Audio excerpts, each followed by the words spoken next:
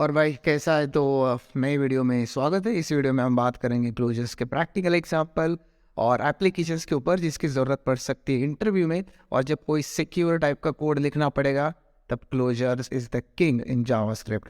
अब बट उसके पहले अगर क्लोजर्स बेसिक पता नहीं कि कहाँ से इसका जन्म कहाँ से होता है, इसकी उत्पत्ति कहाँ से होती, उसके लिए पिछला वीडियो देखो।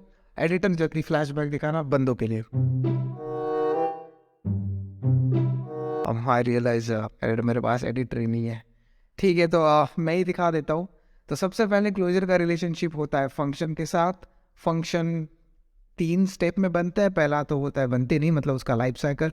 पहला क्रिएशन, दूसरा क्या बताओ रिटर्न, और तीसरा डिस्ट्रॉय जिसको हम बोलते हैं CRD। अब ये फंक्शन जब डिस्ट्रॉय होता है, इसके अंदर के जो भी वेरिएबल है ABC अबरा गणाबरा जो भी तुमने लिखा है, सारे के सारे हो जाते हैं मेरे भाई डिस्ट्रॉय। और जब ये डिस्ट्रॉय हो जाते हैं, कभी कभी ऐसा होता है कि एक फंक्शन के अंदर और एक फंक्शन होता है, एक छोटा सा चाइल्ड फंक्शन, वो बोलता है कि भाई तेरे स्कोप में एक वेरिएबल था, उसका एक्सेस मुझे चाहिए। बट बड़ा फंक्शन बोलता है सॉरी भाई, मेरा लाइफ साइकिल हो गया, मैं डिस्ट्रॉय भी हो चुका, आप तुझे नहीं मिलूंगा। तो इस केस में ये वाले कोड तो रन ही नहीं होंगे। तो फिर प्रोग्रामिंग लैंग्वेज का मतलब क्या, अगर वो फ्लेक्सिबल नहीं है तो। सो इस केस में जावास्क्रिप्ट इसको सॉल्व करता है by adding one more scope. 2 scope के बारे में तुम्हें तो पता होगा फंक्शन की। एक होता है लोकल स्कोप, उसके अंदर ग्लोबल बाहर निकल पे जो भी उसको चाहिए वो ले सकता है। और वो एक बनाता है special scope called as closure. उसके तहत वो जो उसके नीचे के जो बच्चे हैं, जो छोटे छोटे बच्चे, वो बोलते हैं कि पापा आपके स्कोप की वेरिएबल हमें चाहिए, आप जब चले जाओगे तब भी हमें वो एक्सेस करना पड़ेगा, तो प्लीज़ हमारे लिए कुछ कीजिए। और वो जो पिताजी ने जो भी मेहनत करी है JavaScript basically and parent function basically, वो होता है क्लोजर स्कोप। बस यही है क्लोजर। और आगे जब हम जाएंगे, अब हम एक्चुअल बात करेंगे एप्लीकेशंस के ऊपर। इंटरव्यू में बहुत काम आएगा। अगर कोई इंटरव्यूअर तुम्हें क्लोजर्स के बारे में ना पूछे ना, खुद ही उठ के चले जाओ इंटरव्यू से। तो अब प्रैक्टिकल एग्जांपल के थ्रू इसको समझेंगे। अब हम करेंगे 21 दिन में पैसा डबल, ठीक है। और जैसे हम ये करेंगे, हम कोड को भी समझेंगे यूजिंग जावास्क्रिप्ट और ब्राउजर का जो डीबगिंग टूल है, तो इसके थ्रू तुमको क्लोजर स्कोप एक्चुअली देखने को भी मिलेगा, ठीक है। तो स्टार्ट करते हैं मनी से। बुरा मत मानना, मनी अभी के लिए 0 ही है, बट इसको डबल करेंगे आप, ठीक है। रातों रात करोड़पति। हाँ, कैसे? ये कहाँ पे पार किया वैसे मनी? मैंने ये पार किया मैंने ग्लोबल स्कोप में। अब हम फंक्शन बनाएंगे बैंक, जो बेसिकली क्या करेगा, मनी को डबल करेगा। So money is equal to money plus 10। Double नहीं, डबल कर सकते इसको, फिर मनी को हम 1 लेना पड़ेगा, तो 0 को कितना डबल करोगे भाई? ठीक है, तो अब हम ऐसे मनी को डबल करेंगे और मनी को हम कर देंगे रिटर्न। That's it. और ये जो पैसा डबल हो चुका है, ये मुझे पकड़ना है, तो मैं इसको वेरिएबल में स्टोर करूँगा, मनी को एग्जीक्यूट करूँगा। मनी मुझे ये लाइन नंबर 6 रिटर्न करके देगा। कंसोल नॉट लॉग वी करूँ, money is not a function, sorry bank, console not log करूँ, वैल्यू 2 मिल गया। व्हाट इफ अगर मैं इसको फिर से रन करूँ, so v is equal to फिर से बैंक, क्या लगता है क्या होगा? सोच सोच सोच, क्या होगा? मनी की वैल्यू अब कितनी है? मनी की वैल्यू 2 है, और मनी कहाँ पे? ग्लोबल स्कोप में। और ग्लोबल स्कोप की सारी चीज़ें तुम एक्सेस कर सकते हो। तो यहाँ पे जो लेटेस्ट वैल्यू आएगी मनी की, वो होगी 2। सो अगर मैं कोड को सेव करूँगा, वैल्यू हो जाएगी 4। तो so on and so four, if I keep on going, value double double. 25 दिन में पैसा डबल। बट इसमें ना मेरे भाई एक दिक्कत है, इसमें मनी जो वेरिएबल है वो मेरा ग्लोबल है। कल जाके कोई 30 मार्क का आ गया और उसने मनी इज इक्वल टू 0 कर दिया, अब क्या होगी मनी की वैल्यू? अब मैं तुम रन कर रहे हो बैंक को, ठीक है, फिर से रन कर रहे हो, अगर मैं वी को भी सेव करूँ, वैल्यू क्या आ गई? 0। तो बेसिकली ये हो गया एक सिक्योरिटी फ्लॉ। कोई भी स्पेसिफिक तुमने कोड लिख दिया और गेम ओवर बेसिकली, ठीक है। तो हम चाहते ये जो मनी है ना, ये एक्सेसिबल ना हो, ये बस कोई स्पेसिफिक रूल्स, स्पेसिफिक प्रोटोकॉल के तहत ही एक्सेसिबल हो, और ये पॉसिबल होगा क्लोजर के थ्रू। अब मैं जाऊंगा सेकंड स्टेप। अब मैं क्या करूंगा, ये जो मनी इज इक्वल टू 1 है ना, इसको ना हम सिक्योर स्कोप में लाएंगे, इसको अच्छी तरह से पार करेंगे। अब तक मनी अपना उजाड़े में घूम रहा था ग्लोबल स्कोप में, अब इसको हम लोकल स्कोप में लाएंगे, ठीक है। Let money is equal to 1। अब तुम्हें क्या लगता है क्या होगा? मैं पिछला कोड हटा देता हूँ। Money is equal to 1, 2 into 1, value 2 आनी चाहिए। What if I run this again? अगर मैंने इसको फिर से रन किया, v is equal to bank, भाई v को फिर से रीअलोकेट कर value after running bank, but इस बार वो जो मनी की इनिशियल वैल्यू है वो 1 लेगा, वो पिछली वैल्यू नहीं लेगा। तो अगर मैं सेव करूँगा वैल्यू स्टिल 2 ही आएगी। So no matter how many times मैं इसको करूँगा, वैल्यू मुझे 2 ही मिलेगी। सो बेसिकली इसमें चलो सिक्योर तो हो गया कि मनी अब कोई एक्सेस नहीं करेगा like this, money is equal to 0, ऐसे कोई एक्सेस नहीं करेगा। सो अगर मैं कोशिश करने की कोशिश भी करता हूँ और v is equal to bank को रन करता हूँ बाद में, वी की वैल्यू मुझे अभी भी 2 मिलेगी क्योंकि लाइन नंबर 16 है, वो लाइन नंबर 2 का कुछ नहीं कर पा रही है। 16 वर्सेस 2, विनर इज नंबर 2 क्योंकि वो एक प्राइवेट स्कोप में, लोकल स्कोप में अवेलेबल है। बट बैंक तो काम ही नहीं कर रहा है, अपना तो पैसा डबल ही नहीं हो रहा है। और इसी टाइम पे हम सबको बचाने के लिए आने वाला है क्लोजर्स। अब ध्यान से सुनना, तीसरे स्टेप कैसे सारी चीज़ें सॉल्व हो जाएगी। तो मैं सारे कोड को हटा देता हूँ। तो मनी इज इक्वल टू 1 हो गया अपना इनिशियल वैल्यू, और जो भी अब हमें ऑपरेशन परफॉर्म करना है, जो भी 21 दिन में पैसा डबल, वो हम अलग फंक्शन में करेंगे, ठीक है। सो मैं एक बेसिकली फंक्शन बॉडी लिख रहा हूँ जिसके अंदर ऑपरेशन अपना परफॉर्म होगा, money is equal to money into 2, ठीक है। और ये जो फंक्शन है इसको हम रिटर्न करेंगे, ध्यान से देखा, ठीक है। ये फंक्शन को रिटर्न करेंगे। तो कल जैसी सिचुएशन आई कि नहीं, यहाँ पे एक पेरेंट फंक्शन है और यहाँ पे एक चाइल्ड फंक्शन है। चाइल्ड फंक्शन मतलब इसको नाम दे देते हैं चाइल्ड, जस्ट इन केस कि ज़्यादा कन्फ्यूजन ना हो कब किसके बारे में बात होगी। तो बैंक हो गया पेरेंट, चाइल्ड हो गया अपना चाइल्ड फंक्शन। और यहाँ पे वो डिपेंडेंसी बन रही है कि चाइल्ड फंक्शन बोल रहा है कि मुझे तेरे वेरिएबल की ज़रूरत है, विच इज़ द केस, क्योंकि उसको मनी वेरिएबल चाहिए फ्रॉम लाइन नंबर 3। अब हम क्या करेंगे, हम वही स्टेप जाएंगे जो हमने लास्ट टाइम किया था। हम एग्जीक्यूट करेंगे फंक्शन को और जो भी वैल्यू है वो हम वेरिएबल वैल्यू में स्टोर करेंगे, ठीक है। Value is equal to I am going to invoke function bank. अब देख भाई, तेरी दो सुंदर आंखों से ध्यान से देखना, इसमें कंफ्यूज नहीं होना। क्वेश्चन नंबर 1, बैंक क्या है। अगर आंख भी बंद करेगा ना, तो अगर तुझे बैंक के सामने 2 ओपन ब्रैकेट दिख रहे हैं, उसका मतलब क्या है, सॉरी एक ओपन एक क्लोज, उसका मतलब वो फंक्शन है भाई, और क्या हो सकता है। और फंक्शन के साथ क्या करते हैं, खिचड़ी डालते हैं उसकी नहीं, उसको एग्जीक्यूट करेंगे। और एग्जीक्यूट करने के बाद फंक्शन क्या करेगा, रिटर्न। कौन सी वैल्यू रिटर्न, ये। तो अगेन एज आई सेड, दिखने में ऑकवर्ड लगेगा, फंक्शन को रिटर्न कर रहा है, but very normal. Functional programming में ये चीज़ बहुत नॉर्मल है। सो अगर मैं कंसोल डॉट लॉग वैल्यू कर दूँ, तो ये हमने कल भी डिस्कस किया था और आज भी करें, क्योंकि इंसान है भाई, एआई थोड़ी ना है, हम तो बोलते हैं, राइट। तो इसको मैं सेव करूँगा, फंक्शन चाइल्ड मिल गया।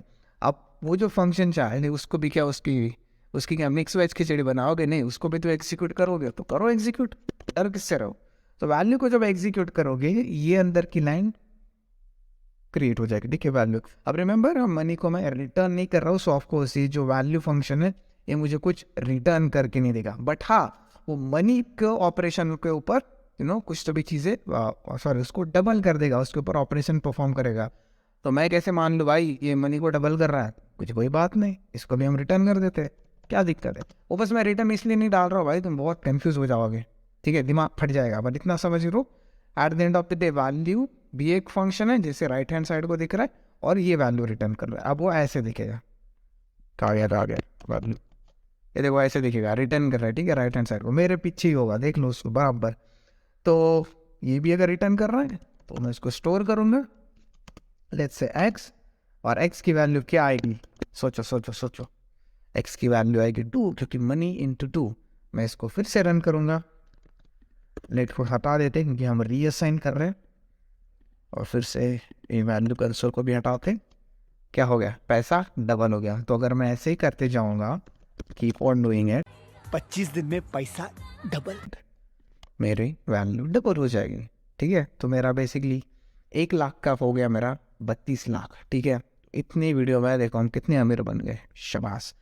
तो ये कैसे हुआ, अब इसके बेनिफिट्स क्या है, देखो इसने वो काम किया जो अपने को करना था। ऑफ कोर्स कोड थोड़ा कॉम्प्लेक्स दिखेगा, बट इतना है नहीं, मतलब तुमने ज़िंदगी में कभी फंक्शन के तो फंक्शन रिटर्न नहीं किया होगा, उसके अंदर और रिटर्न नहीं डाला होगा, तो वो बस ये तुम्हारे लिए नया है, ये डिफ़िकल्ट नहीं है, थोड़ा फैमिलियर हो जाओगे तुमको इसकी पावर समझ में आएगी। अब इसका मेन बेनिफिट तो यह है, मनी फंक्शन, अगर मैं मनी वेरिएबल जो लाइन नंबर 3 पे प्रेजेंट है, अगर मैं मनी इज इक्वल टू 0 करूँ और मैं बाद में फंक्शन एग्जीक्यूट करूँ, उसका कोई फ़र्क नहीं होगा अपने होल कोड के, क्योंकि ये जो मनी है वो एग्जिस्ट नहीं करता है भाई, ये हक करता है लोकल स्कोप के अंदर, किसके, बैंक के। तो उसको एक्सेस कैसे करोगे तुम, उसको तुम 2 ही तरीके से एक्सेस कर सकते हो।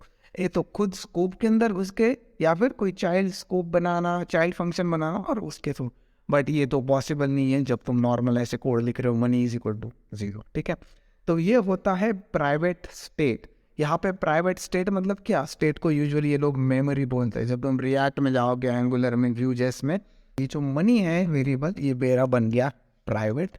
तो अगर इसके अंदर में और वेरिएबल्स लगाओ ऐसे 10-12, तो ये पूरी वेरिएबल्स मिला के एक बनती है प्राइवेट स्टेट, ठीक है। स्टेट मतलब वो वाला नहीं भाई, आसाम, नागालैंड, महाराष्ट्र, वो वाला नहीं, ठीक है। Private state, private memory. तो ये हो गया अपना example number 1, using closure you can create private state, सीधा बोल दे रहा। तो बात है दूसरे एग्जांपल के ऊपर। अब इसमें भी थोड़ी हम एडिशनल चीज़ें ऐड करेंगे। देखो, अगर तुमको बहुत नेक्स्ट लेवल गेम खेलना है ना, तो तुम एक काम करो, ये भी रिटर्न हटा दो, ये भी रिटर्न हटा दो।